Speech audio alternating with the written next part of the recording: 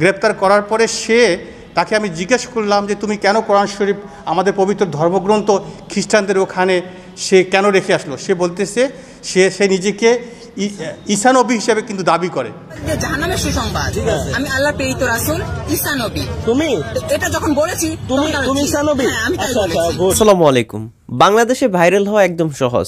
বিশেষ করে ইসলামকে গালি দিবেন বা ইসলামের বিরোধিতা করবেন বা কোরআন শরীফ কোনো গির্জা বা মন্দিরে রাইখে দেবেন, বেশ আপনি ভাইরাল হয়ে যাবেন। অথবা কোনো হুজুরকে নিয়ে গালাগালি দেবেন বা কোনো রাজনীতিবিদদেরকে নিয়ে গালাগালি দেবেন, তাইলেই আপনি ভাইরাল। ঠিক সেই টেকনিকটাই অবলম্বন করছিল এই যে ভদ্রলোক।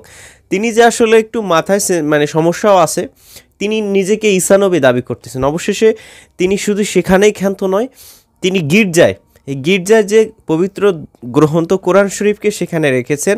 রাখার পরে তাকে যখন ধরা হয়েছে সিসি ক্যামেরার ফুটেজ দেখে তাকে গ্রেফতার করা হয়েছে। বর্তমান অবস্থা কি সেটা দেখছেন। তবে তিনি যে ইতিপূর্বেই এই ঈসা নবী নিজেকে ঈসা নবী জাহির করে মানুষের হাতে গণদোলাই খেয়েছেন, এটা কিন্তু অনেক আগে আমি এটা নিয়ে ভিডিও বানিয়েছিলাম, কিন্তু সেই ভিডিওটা অনেকে দেখেন না।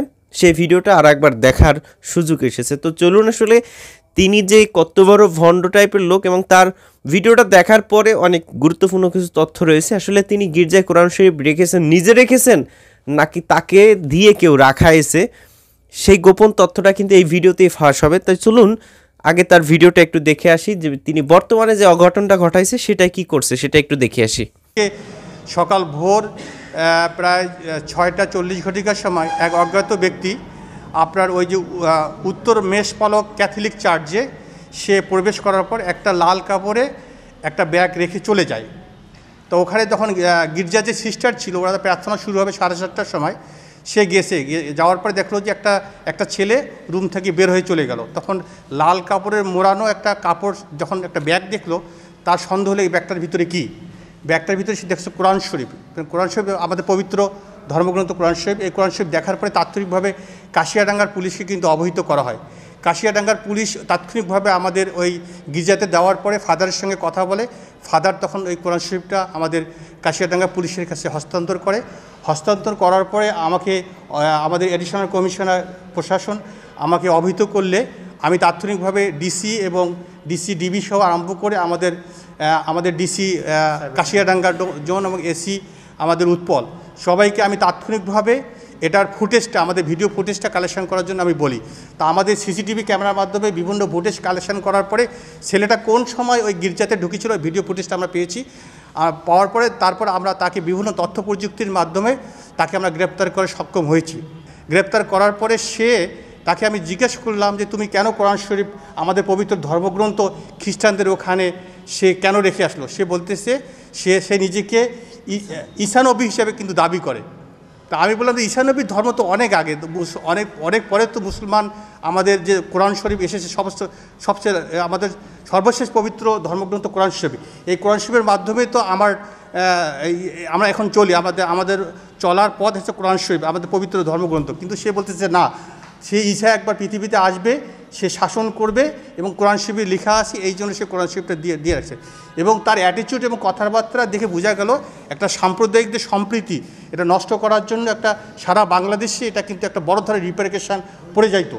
কিন্তু এই জিনিসটা তাৎক্ষণিকভাবে আমাদের পুলিশের হেফাজতে থাকার কারণে আমরা কিন্তু পুলিশের ডেভেলপমেন্ট বাড়িয়ে দেই এবং এটা পরবর্তীবার তাকে গ্রেপ্তার করার পরে তার জিজ্ঞাসাবাদে কিন্তু আমরা অনেক কিছু জানতে পেরেছি যে সে বিভিন্ন জায়গায় যে এইসব কার্যক্রমগুলো বহুদিন থেকে সে করে আসে এবং সে নিজেকে ঈসা নবী হিসাবে সে নিজেকে এস্টাবলিশ করতে চায়। যে যীশু খ্রিস্টের জন্মদিন উপলক্ষে সে ধর্মীয় ভাবগঞ্জ এবং সাম্প্রদায়িক সম্প্রীতি বিনষ্ট করার জন্যই সে এই কাজটা করেছে।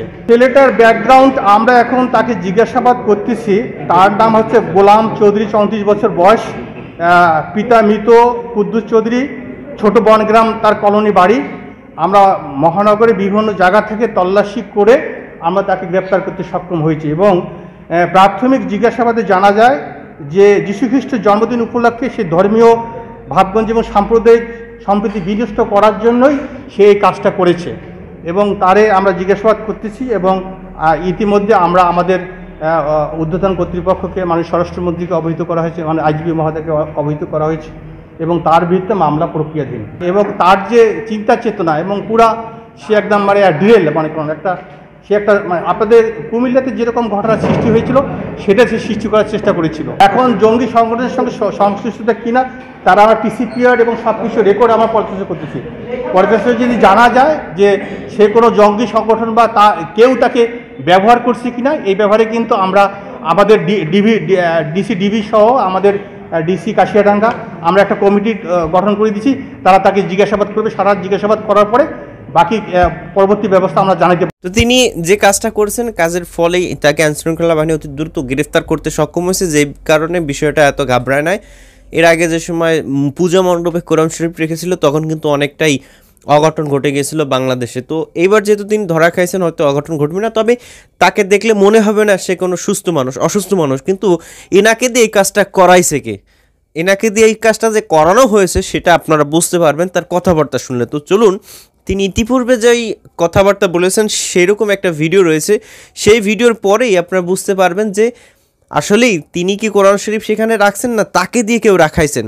এই গুরুত্বপূর্ণ তথ্যটা এই ভিডিওটা দেখার পরেই আপনারা দেখবেন। তো চলুন আমরা সেটা একটু দেখে আসি।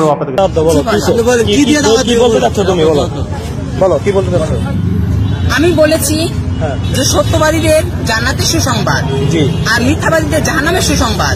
আমি আল্লাহ প্রেরিত রাসূল ঈসা নবী। তুমি এটা যখন বলেছি তুমি ঈসা নবী? আচ্ছা, গুড, ফাইন।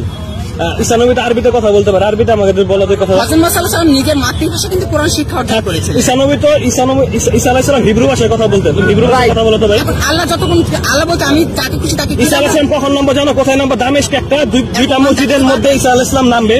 যখন নামবে ভাই সবাই, আমি তো বলি তুমি আমার কথা শুনো, তুমি পাগলামি করো না। হ্যাঁ, না তোমার কিন্তু সবাই মনে করো যে পিছা ভালো লাগে। হ্যাঁ শোনো, আমি বলি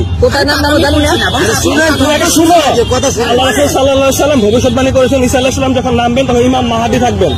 ইমাম মাহাদি থাকার সাথে সালাত আদায় হবে। তখন ঈসা আলাইহিস সালাম দুইজন ফেরেশতার কাঁধে ভর করে সে নামবে দামেস্কে দুইটা মসজিদ সাদা ঘুম।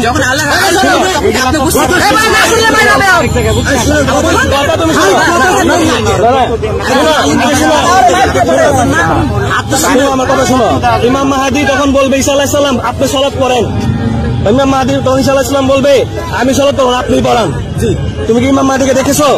ইমাম মাহাদি এখন আসলো না, ঈসা আলাইহিস সালাম কোথা থেকে আসলো? ফাজলামি করো। ইসলামকে ইসলামকে বিভ্রান্ত পাইছো তুমি। হ্যাঁ, ইমাম মাহাদি নামাজ পড়াবে। তুমি ইমাম মাহাদিকে দেখেছো? ইমাম মাহাদি কসম কারাবে জানো? তুমি রাখো দামেস্কে, তুমি করো, তুমি রাখো দামেস্কে। হ্যাঁ, পাগলামি করো না, পাগলামি না করে ভালো। তুমি হলো ইসলাম থেকে ধ্বংস করতে আসছো।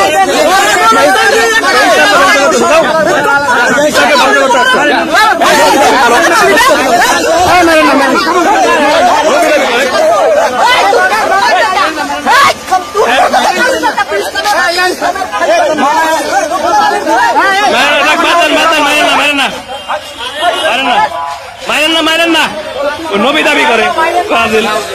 নাউযুবিল্লাহ মিন যালিক।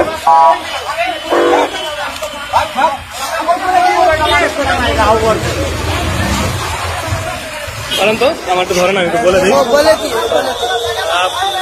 বন্ধুরা আপনারা দেখলেন যে লোকটি নিজেকে ঈসা নবী দাবি করেছে, কিন্তু তার কিন্তু কোনো দলিল ছিল না এবং আমি তাকে ধরেছিলাম এবং সে কিন্তু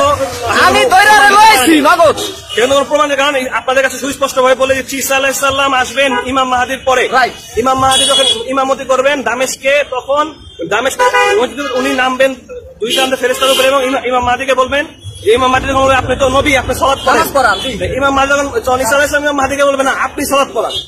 তো উনি কিন্তু বাংলাদেশে আসছে, ইমাম মাহাদি কিন্তু বাংলাদেশে থাকবে না, উনি হবে মুহাম্মদ সাল্লাল্লাহু আলাইহি ওয়াসাল্লামের গোত্রের এবং আরবি ভাষায় কথা বলবেন। তো ও বাংলায় কথা বলছে। এই টাইপের লোক থেকে আপনারা সাবধান থাকবেন, ওরা কিন্তু ইসলামকে ধ্বংস করার জন্য উঠে পড়ে লেগেছে। জানি না কার চক্রান্ত, আপনারা এদের থেকে সাবধান থাকবেন, এটাই আমার আপনাদের। আসসালামু আলাইকুম। তো তিনি আসলে তার কথাবার্তার দ্বারা একটা বিষয় স্পষ্ট যে তিনি আসলে স্বাভাবিক মানুষ না, তার সেরা আছে। তো তার সেরা মানুষ, তার এতটুকু কিন্তু অনুভূতি নাই যে কোরআন শরীফকে মানে গির্জায় রেখে আসতে হবে, তাহলেই যে একটা হট্টগোল বাজবে। এটা একটা রাজনৈতিক চাইল, এটা আপনি মানেন আর না মানেন, রাজনীতিবিদরাই এরকম কাজটা করায়। হয়তো অনেক মানুষের বিষয়টা আপনি বেশি জানেন। হ্যাঁ ভাই, বিষয়টা আমরা জানি, পূজা মণ্ডপের ঘটনাও একটা রাজনৈতিক চাইল ছিল আর এটাও একটা রাজনৈতিক চাইল। তবে আশা করা যায় সত্যটা যদি পুলিশ খোঁজাখুঁজি করে বা পিবিআই যদি যাচাই বাছাই করে তাহলে হয়তো এটা বেরিয়ে আসবে। আর সেই মানুষটাকেই আমরা খুঁজি যেই মানুষটা আসলে ইন্ধন দিয়েছিল, সেই ইন্ধনদাতাকে খুঁজে পেলে অবশ্যই তাকে আইনের আওতায় হোক, বা মানে সেটা যদি তাকে খুঁজেও পাওয়া হয় তাহলে কি তাকে সঠিক বিচার তাকে আমরা দেখতে পারবো? এটাও কিন্তু একটা প্রশ্ন। তো আপনারা এই ভিডিও দেখার পরে কি বুঝলেন, আপনার মতামত আপনি কমেন্ট সেকশনে দিয়ে যাবেন। ভালো থাকবেন সবাই। আসসালামু আলাইকুম আ রহমতুল্লাহ।